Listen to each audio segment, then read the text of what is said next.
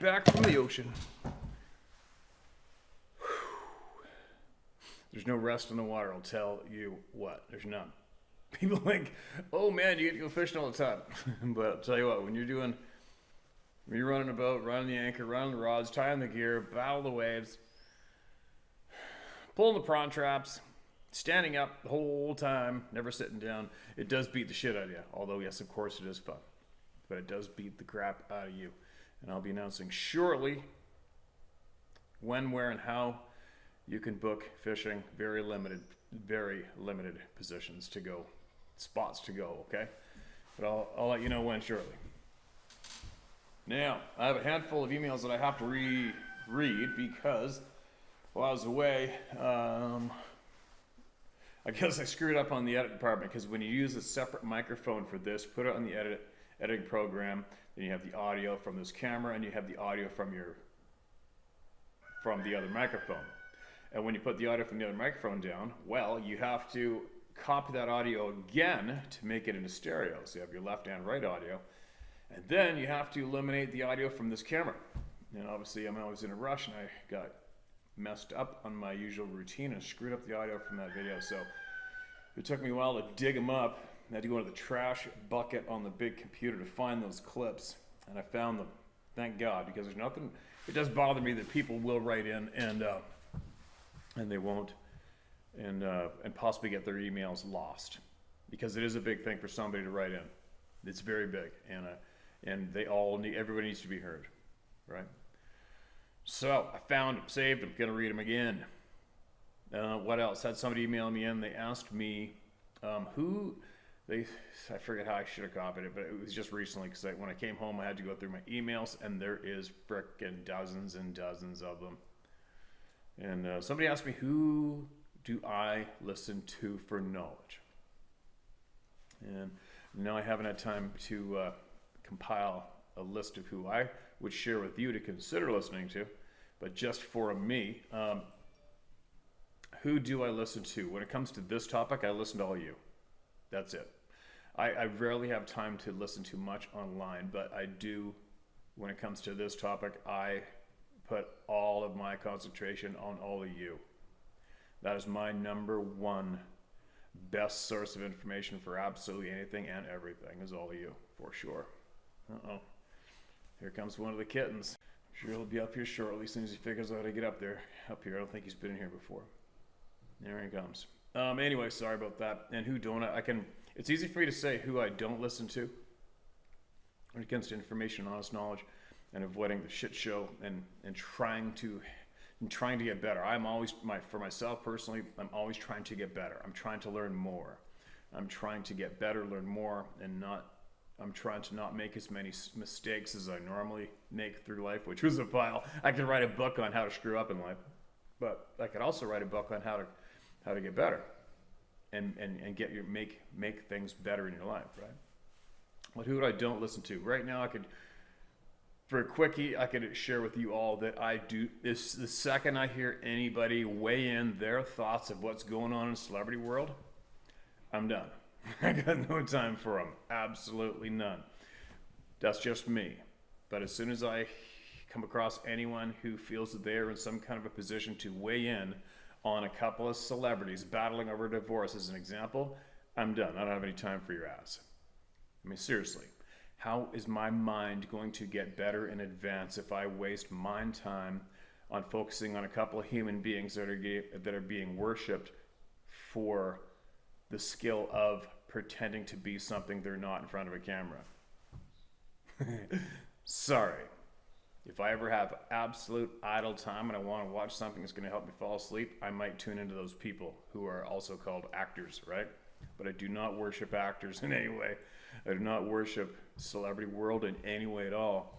So getting back to my main point of who do I listen to for knowledge, who do I listen to for straight up information, it's definitely not anyone who feels they're in a position to weigh in on and share their feelings on what's going on in the celebrity world. That is my indicator for me to pass them. So who do I listen to? I listen to a small handful of individuals currently, because currently I'm interested in a handful of current events, but not too many, because I I really concentrate on this. I really concentrate on my life, everyone's life here, and concentrating on making sure that I pursue my passions a lot. I spend a lot of time pursuing my own passions, what makes me feel good and what helps me stay healthy and the people around me. So that doesn't lend too much time to idle time to going like this, right? I do not go on Facebook at all. I have an Instagram account that I do post to randomly now and then, and it's linked up to Facebook accounts of mine that I was fairly active on in the past. But I will go on Instagram just to check on. It's a quick, easy way for me to see the people who I've had in my life, who I love and respect, friends, and just to make sure that they're doing well. It's just a quick little checkup on them. There they are. They're rocking life out. Perfect. On I go. That's about all I use social media for. Currently, I listen to a channel on Rumble called the Duran, Duran. I feel that the people involved in that channel spend a lot of their time digging for honest information and sharing it, which I think is very absolutely generous of them. I find them to be absolutely credible, and I listen to them when I'm curious about the topics that they are covering currently. So if you're curious as well, you can check these guys out. Who else? I'm about to be distracted by a kitten gangster. We got a couple of them here right now. He's trying to figure out how to get up here. Even like Dave Pilatus, I know what he shares. I know what he talks about. I have huge respect for him, but I'll admit I don't have time to watch his videos. I just don't. I don't have time to watch videos on YouTube on average. I just don't, you guys. So this is a question that I'll have to answer in a little more detail later on. I will actually sit down and compile who I actually have time for that I feel helps me advance in my quest for knowledge, and I'll share that with you shortly. Okay, I'm babbling. I just ate a quick meal and had a couple of potent coffees, and I hate to lose focus of what I'm here for, is to get all you heard and get your honest truths out to as many people as I can nonstop before I can. What else? I did catch a clip earlier today, which just made me shake my head, which I will share my thoughts on with you guys just for a quick minute before I get ripping here. I saw a quick clip forwarded to me on the World Economic Forum, where this group of elite people with way too much money and power and control meet up in a undisclosed area of Switzerland. Undisclosed? Gee, why is that, right? Hey, psst, psst, get out of there. And it's a guy standing on the stage in the World Economic Forum boasting about how they have come up with a pill that when you take it, it dissolves, and there is a tech item that lodges in your body that keeps track of you. Quote, so you will comply, whether it be taking a pill or doing whatever it is they're doing. That's what he said. If you get prescribed pills, and to make sure that you're taking those pills, it'll track and let the authorities know if you have or haven't.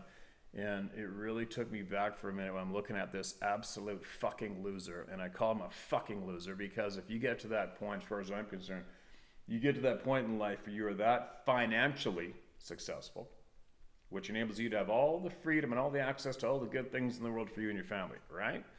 But that's not quite good enough. You can't become financially successful to the point that you could just concentrate on your family, your friends, and what you are passionate about experiencing in life, and instead you dedicate your life to figuring out how to control the population, how to control other human beings more smoothly, more effectively. That is an effing loser, as far as I'm concerned, and it should be brought to the attention of all the good people out there what's going on and what kind of absolute fucking losers are dedicating their time and their money to figuring out how to control you better. And I'll tell you what, I'll close on this. If I could be a part of an army amassed dedicated to vaporizing these types of people off the face of the planet, I'd sell the house and donate the money to that organization, that group of people. Very, very evil. Anyway, there's my little battle for today. Hope it made sense. The kitten's too freaked out about what's in this room right now to hang out. Probably better off. And it's time to get the emails reread that I screwed up on earlier. Posted up that shit-eating video, which didn't make sense at all because the audio was screwed up. Now listen to this. This is called Footsteps in the Dark, Miles from Civilization. Excuse me. Steve, I have the greatest respect and admiration of you and your family, your convictions, and your surroundings. What outshines all of that to me is the tender and loving way you interact with your animals. Wait till you see me eat them. I'm kidding. Totally kidding. Thank you for the kind words. My heart aches for your loss, Mr. Macaroni. I too was blessed with an equine soulmate and know the joys and the pain of letting go. Thank you for the time and energy you give to all of us to share our deepest secrets without shame. Here we go. All right, let's let it rip. My eventual husband, Dane, and I planned a hiking trip to Beck Meadows near the Sequoias in California in the early summer of '76. I was 19 and he was 23. We had a topo of the area, but beyond that, we were two dumb city kids, ill-prepared for 3 days in the wilds. From the empty parking lot trailhead, it was a 2-mile hike up a proper trail to a beautiful swimming hole. The next 3 miles up and over a gap and back down past the scrubby tree line was little more than a game trail at best. There was a small stream trickling across the tree line there. It then opened up to a 20-plus mile long, 4 or 5 mile wide prairie of largely drying grass, some brush, and very few trees, and cattle. Lots of cattle. Cattle was as far as we could see, and no trail. We planned to hike an additional 7 miles through the prairie on the first day, and camp near a year-round stream that the rangers assured us were running. It was hot, around 90 degrees, and we were looking forward to finding the stream. As it turns out, it was not only not running, but was so grown over that we walked right across it without noticing it. The topo began to make no sense, but we were low on water and determined to reach the stream. We kept walking until the sun dipped beneath the surrounding mountains. We decided camping beside a small stand of scrubby bushes might keep us safe from the Brahma bulls and coyotes who had already begun to sing. We rolled our sleeping bags out on the bare ground, ate a few granola bars, and fell into a deep and well-earned sleep. We woke up to a quarter-inch of ice on the top of what little water we had left. Studying the topo, we realized we'd walked straight over the running stream and, all in all, had hiked a total of around 19 miles the day before, instead of the planned 12 miles. We heard what sounded like chainsaws and big motors running, way further up the prairie and somewhere to the left through the trees. Another 3 or 4 mile hike brought us to a run-down logging camp and several grizzled old-timers, and thank God, water. They happily filled our water bottles and advised us that the best and only way out was back the way we had come.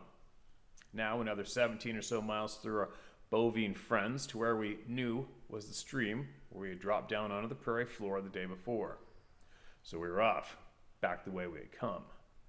We reached that blessed stream near dark and set up our sparse camp in a clearing about 60 or 70 feet in diameter. There's a path down to the little stream. After starting a fire and eating a small hot dinner, we walked down to the stream to clean up. It was a moonless night and so dark that Dane said, "Look up." I could see nothing until he shined his flashlight up into a solid ceiling of bats. Back in our sleeping bags on the bare ground, we fell into a dead sleep to the sound of crickets and night things. Sometime later, Dane woke me gently and quietly said, "Shh, listen." It was eerily silent. It was eerily silent, but then I heard footsteps that seemed to come from the edge of the clearing. In the total blackness, we could see nothing, and we didn't want to advertise our identity and exact location by shining a flashlight. It became absolutely clear that whatever was making its way around the clearing was walking on 2 legs, and was large and heavy, rustling through leaves and loudly snapping twigs and branches as it walked. We could almost feel the slow, heavy footsteps as they continued all the way around the clearing to where the path led to the stream and stopped. Whatever it was had a huge, oppressive presence. In the mid-70s, Bigfoot was more of a joke than a real issue, and the thought didn't come across our minds. Dane and I were both in a state of shock and panic, trying not to make any sound as we tried to make sense of what was happening. Whatever was stalking us was definitely walking on 2 feet. But there was absolutely no reason for any sane person to be anywhere even close to this godforsaken, dried-up cattle range, much less on a dead, dark night. Where we were at the time was no less than 5 miles away from any shred of civilization, at the trailhead to the swimming hole, and would have been a rough and pointless hike another 3 miles in. We lay there frozen in terror for probably 20 minutes in the total darkness, trying not to make any noise, breathing or rustling our sleeping bags. Then the heavy footsteps began again, this time circling the other way. The being, let's just say creature, slowly made its way all the way around the clearing. It seemed to take a very long time to completely circle us again, and once it came to a halt near the path to the stream. We never heard another sound, including crickets or buzzing beetles. Even the coyotes were silent. We eventually fell asleep. Probably sounds ridiculous, but we had hiked something close to 40 miles in the last 2 days, and exhaustion overtook our fears. The next morning, we didn't even consider checking for footprints or any other signs of our night visitor. A fire, coffee, and breakfast were also forgotten. We didn't say much, but quickly packed our camp up, slung our backpacks on, and marched on untended blisters the 5 miles to our truck, seeking the relative peace and serenity of our home in Los Angeles. Sally Mason, now in Oregon.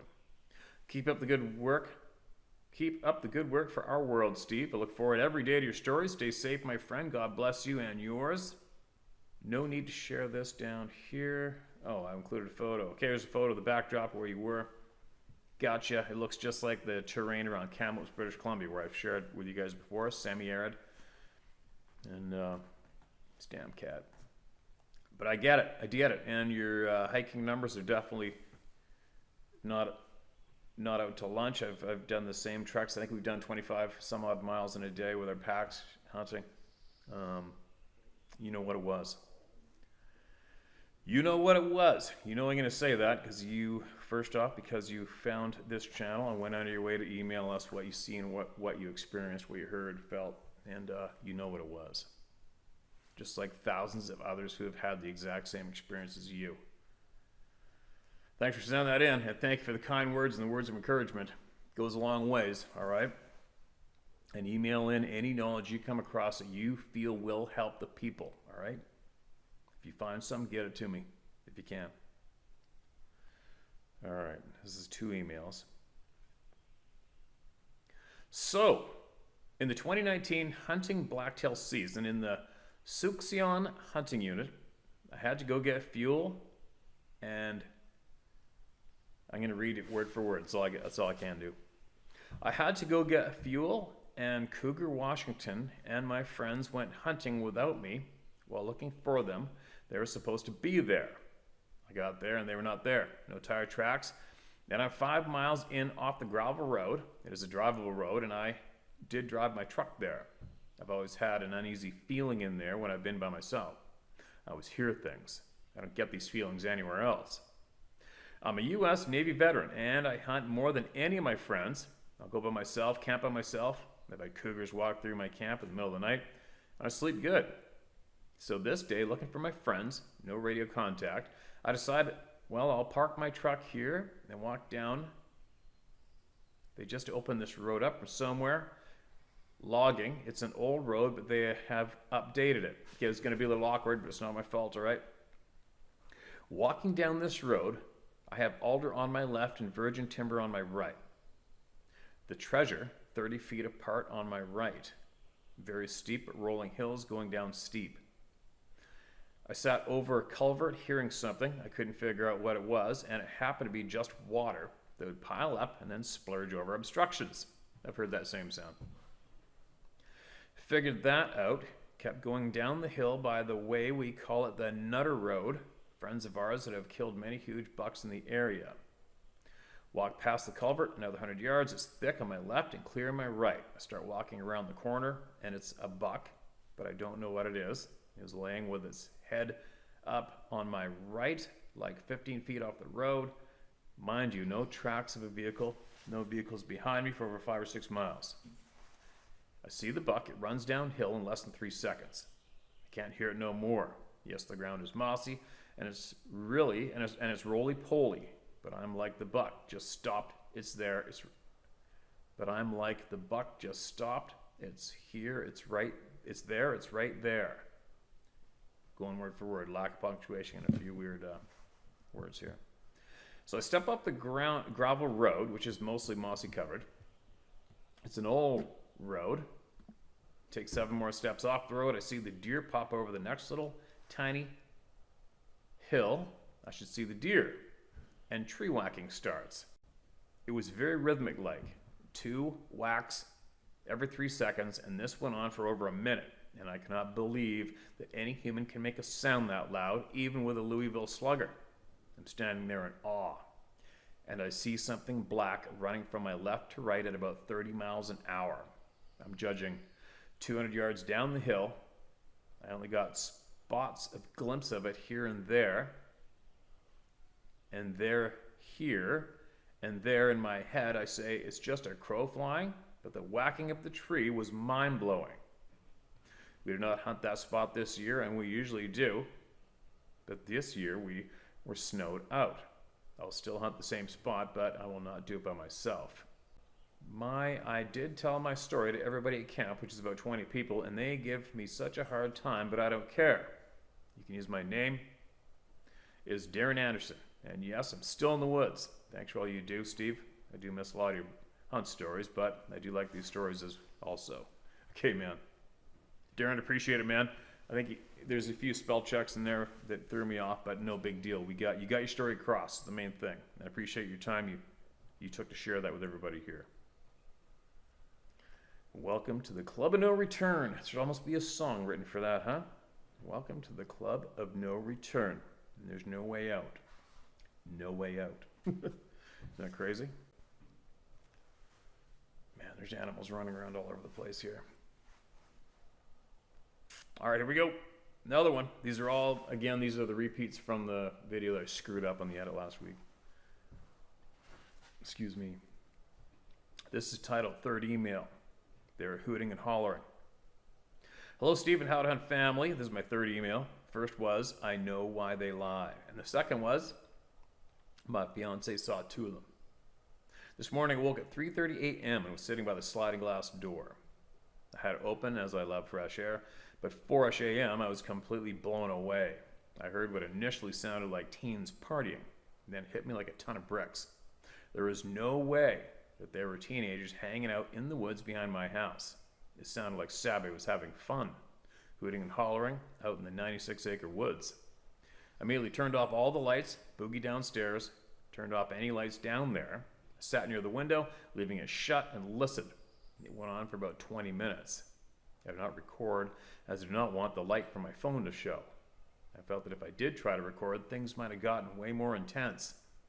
I did not move until the sun rose and felt safe enough to continue my morning. I know they are out there, and I'm sure they know I know. I said in my mind, please do not make me afraid. I don't think they want to hear that again. However, I'm grateful they didn't scream or come into my yard. Thank you, Steve. Hope my other emails meet your eyes. Have a blessed day. Tara Woodruff. Tara, I hope they do too. You know, I'll admit it, by the time I leave here and carry on doing all the other things I have to do, it's tough for me to remember that I need to go back into my notes, find that red note, find the name of that person, find their email, dig in the email, and try to find their previous 3 emails and get them read. Because I just get a zillion interruptions all the way through. And I apologize for that, but I will find them. If you sent them, they will get got to, all right? It's kind of frustrating. I'm having a bout of numerous people there's so many people are frustrated with me all the time, strangers and friends, because I'm not doing what they want me to do when they want me to do it. And believe me, I'm not doing what I want to do when I want to do it more often than you're frustrated with me, okay? So if I'm not getting to your emails, I apologize. It's not possible for me to hit every single one instantly at the same time, and it's not possible for me. It's just not possible. They're coming. I don't stop. I don't know if anybody's ever noticed, but I don't stop this. I will not stop. And other people who are associated with me other ways are frustrated with me because I'm not getting to their messages, I'm not getting to their emails, I'm not getting to replies, and then I've got a large handful of people who go onto the internet, find this channel, find me, and decide that I am their personal public enemy number one, and then I get hammered on from them too. So listen to me babble. Yeah, it can be frustrating doing this at times when all of the people on the planet that are frustrated with me or think that I'm evil or not doing what I'm supposed to be doing for them when they want me to do it. It all comes and slams on me at once, and the odd time I'll almost catch myself going, "All right, screw it, screw all this shit, I'm out of here." And never come online ever again, and just go and film shit in the woods. But I'm not that weak. I don't quit. Here we go. What do we got? Carrying on, no more babbling. Listen to this. This is another one that I screwed up on last week. Hi, Steve. I've been listening to your channel for about 2 years now. Kind of stumbled upon it and find it equally interesting and reassuring that there are others who have witnessed or experienced Sasquatch/Yeti/Bigfoot. Please just use my first name, Debbie. I'm not in a position that my full name can be revealed. Wish that wasn't the case, but it is. Don't be scared, Debbie. Don't be afraid. The sooner you stop being afraid of people, the freer you will be and more successful. My encounter is brief, yet has stuck with me my whole life since. In 1997, my husband and I were in Peace Corps, volunteering to do some good in the world. We were posted in Nepal, in Dolpa, one of the most remote northern areas high in the Himalayan mountains, around 10 to 12,000 feet above sea level. Dolpa borders Tibet. The area was closed to tourists at the time, very remote. But since we were Peace Corps and stationed there, we were permitted to hike/trek to rural towns to do our job. We lived among mostly Buddhist people who were honest, hardworking, wonderful, beautiful, and peaceful people. We had lived in Nepal, Dolpa, for several months and had been on a trek to conduct healthcare in services to local community healthcare workers in very remote villages. I am a pediatric nurse, so I teach safe birthing techniques and care of infants and children, especially for burns and diarrhea /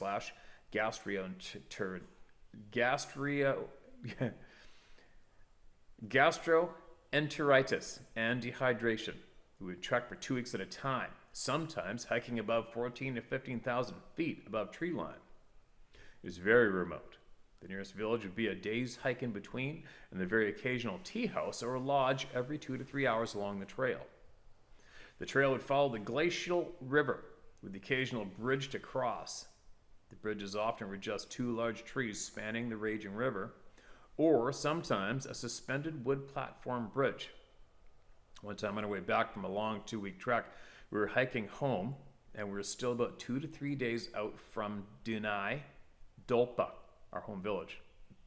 Our backpacks weighed about 25 to 30 pounds, so they were packed tightly. Excuse me. Excuse me. This was the era before cell phones. Not that it would matter, because even today I doubt there's an internet/Wi-Fi. It's so remote. But we had a regular camera that I had packed deep into my backpack. My husband and I were hiking. He was right in front of me on the trail. We had been hiking for several hours, following the glacial river, and to my right was the steep gorge down the mountain leading to the river. To my left was the steep mountainside traversing up. Oh, I'm getting a cramp in my calf. Very steep. So steep, one would have a very difficult time climbing/hiking it. So, we're tracking along. our thoughts to our own, when all of a sudden I felt my hair stand on the back of my neck and my ears started ringing. It got deathly quiet. I looked ahead and saw my husband still walking ahead on the trail. I stopped and looked down, and right on the dirt trail was a very large footprint that transversed the entire trail.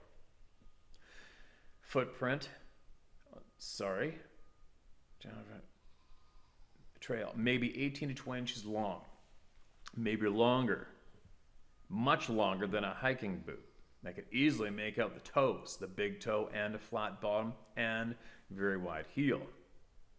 I thought, wow, someone has a very wide heel. I thought, wow, someone has gigantic feet and are flat-footed. But why would someone be out here in bare feet? Even Nepalese wore footwear when trekking, typically flip-flops actually. Then I just froze and my heart started pounding in my chest. I knew it was there staring at me to my left. I could feel it. I sensed it. Right next to me in the bush, maybe a few feet away. On my left, on the mountain side, staring at me. Out of my peripheral vision, I caught its human-like face, no hair, staring at me, and its eyes staring at me. I never felt so much fear in my life. I didn't make out his body because it was standing behind a tree peering off to the side.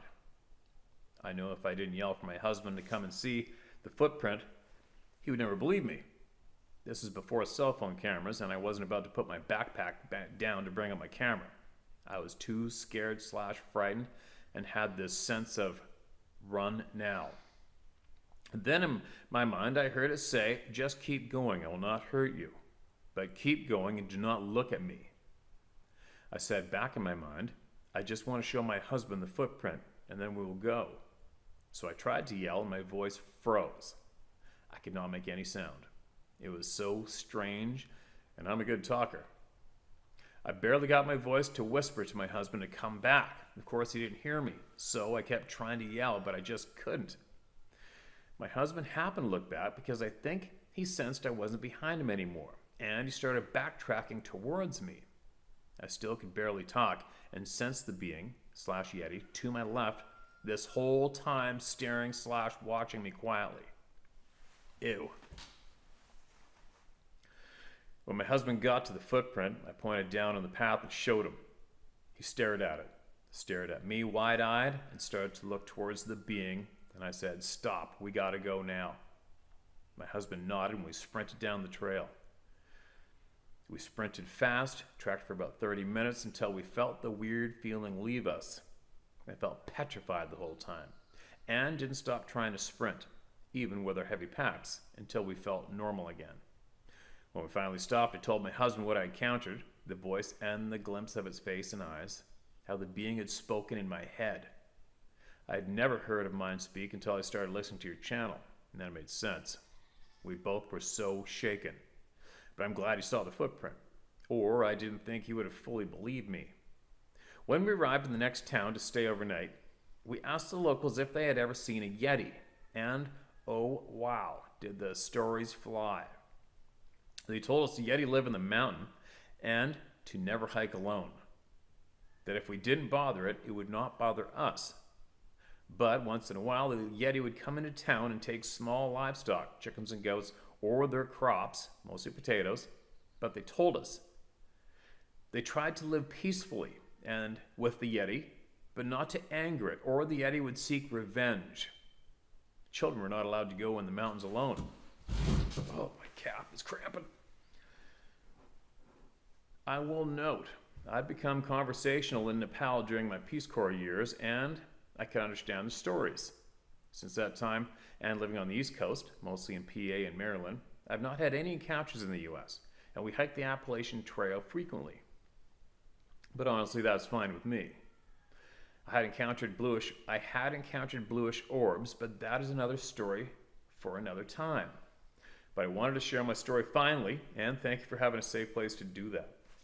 Excuse me. Take care, stay safe and healthy. Debbie. Debbie? Oh, hold on, I think, is there a second one in this one? I missed out the second one and the last one, maybe. Hold on a second, Debbie. Hold on a minute. No? Okay, sorry. I think I was just screwing up on something. I did screw up. There was a second email that I missed out on a couple of stories back. Let me finish it. This is the guy that was hunting, and I was getting a little rough reading his email. And he emailed me again and said, P.S. Steve, yes, me and my friends still hunt there. I got a grouse in the same spot last year. If I hear those sounds again, I'll leave for the day. But I don't plan on changing my hunting areas. At least not yet. I'm a humble human being, and I believe they will sense that I'm not there to hurt them. I did stare a cougar in the eye once through my scope. That was in California, and you're not able to hunt them. And I said loudly but calmly, if you leave me alone, I'll leave you alone. He was sitting down staring me in the eyes, wagging his tail. I calmly turned around and walked away and finished my hunt. Yes, it may be stupid, but I believe my calmness and my humble ways keep me alive in the woods. Okay, man. Darren, right? Darren, there you go. I got your second email out. Sorry about that. I had it stacked on the original email. And I believe I agree with you too. If you keep yourself humble in your demeanor and not antagonistic or aggressive, you'll be fairly fine out there. And now getting back to Nepal and Debbie. Deborah, I am absolutely jealous of your adventures over there.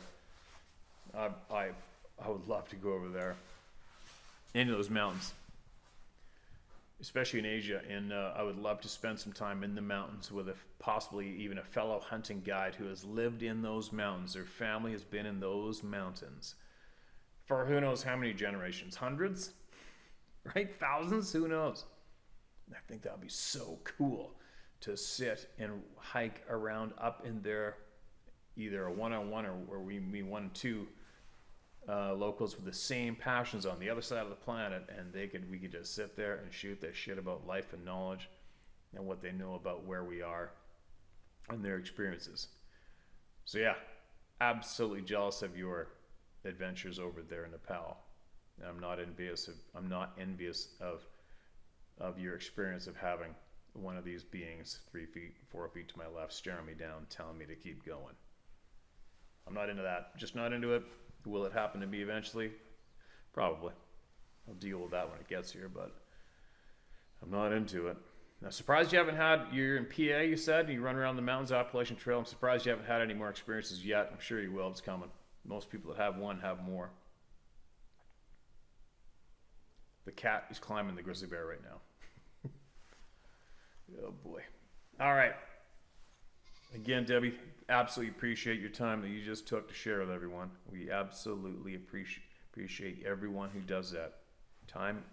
Human time is very, very precious. Not too many people realize that until it's too late. So, I do realize the value of human time, and I appreciate every second that people take to share here through me with everybody. It's a huge gift. More shares. Now, just got to fill you guys in on me and technology, my phone. When I open up emails with my phone, which is 99% of the time, because then I can copy the email, save it to notes in my phone. And then when I come across an email who has shared a video or an audio recording, I have to try to remember to open up that email on the big computer, because for some unknown reason, my phone just won't play them. So when it'll say, click on the attachment, then you hit download, and then it'll say download or view. I'm going to view it. And it goes to play it, and then it says the player's broken, and it won't play it. It won't play the video, and it won't play the audio. It drives me freaking nuts. Because once I crack open that email, it's basically marked as read, right? To me. So when I jump onto my big computer and go on an email through there, I won't see those emails, won't be in my face. All the new ones will be, and it'll get forgotten. But anyways, here's me and my limited knowledge with today's technology. I came across my, what's it called? Hold on a minute. Let me find it again. Files. Downloads. Oh, look, there's a bunch of videos and audio that were downloaded, and I never found them, never listened to them. So what I'm going to do right now is I'm going to play these audios right here, right now, and we'll listen together. And then I know I've done it. I've shared it, all right? I'm not sure if the microphone will pick this up or not. Here we go. Listen to this.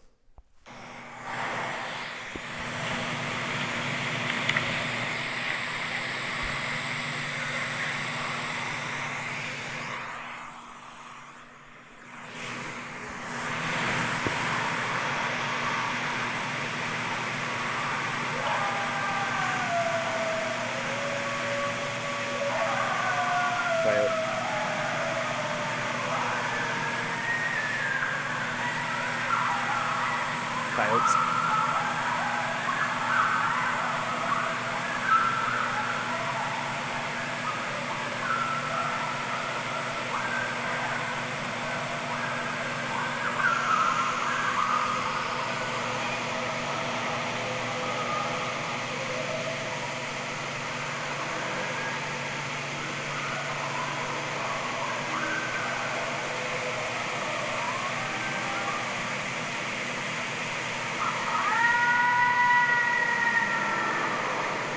That's not a coyote.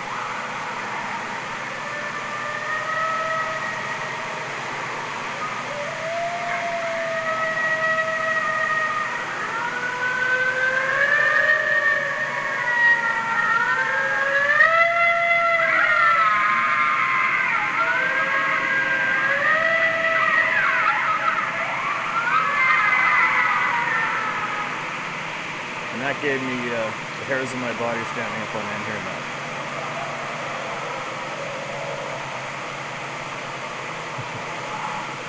That was a little creepy as shit, wasn't it? We'll just keep playing.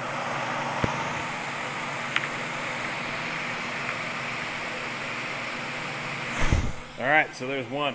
Don't know who sent it, where it came from, the story behind it, haven't a clue. It was in my downloads, in my files, on my phone, and that was one creepy ass frickin' sound that chimed in with the coyotes. Creepy. If you know anything about it, you can probably email me about it or send it, or put some comments in the comment section below maybe. Here's another one. Let's listen to this.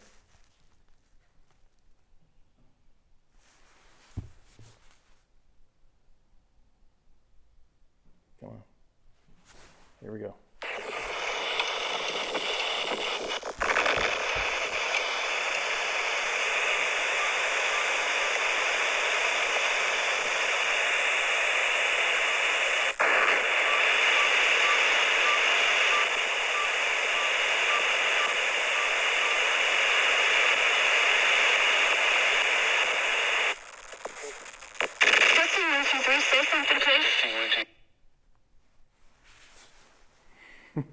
All right.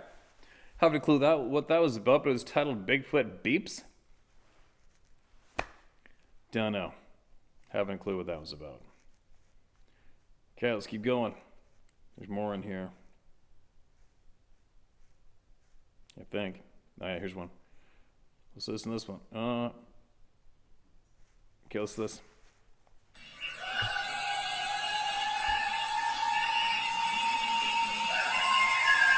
Canine.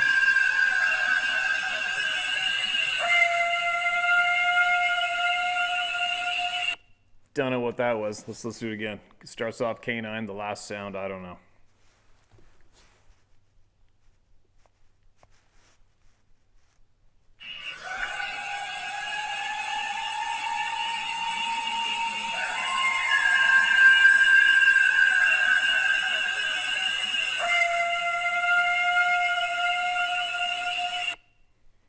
Nothing I want to hear in the woods, right? Don't know who sent it, don't know what it was. That is titled Cantu Wife.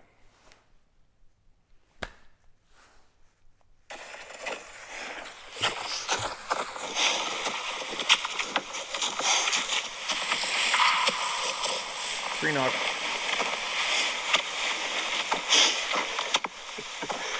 And that's our final knock. Goodbye. Somebody hiking and they heard a tree knock. Don't know who sent it, where it came from. Again, I apologize for that because it's in my notes as downloads. Don't know. And there we go. And there's a handful of videos that everybody's already seen. I think that's all. Now we got a dog. Dog, come here. Come here. Oh, you say hi to everybody. What are you doing? Let me go play with the kitten. As long as you're scratching him, he doesn't need to go play with the kitten. He doesn't need to do anything, right? He'd rather hang out right here. Stay. Right?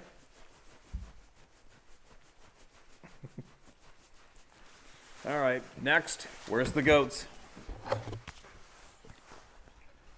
All right, there we go. I got some of those shared out of there. And I know there's a lot more in my inbox, but I have to crack them up on the big computer to get them to all of you, all right? Now let's get to some people's voices that need to be heard. They've been waiting some time.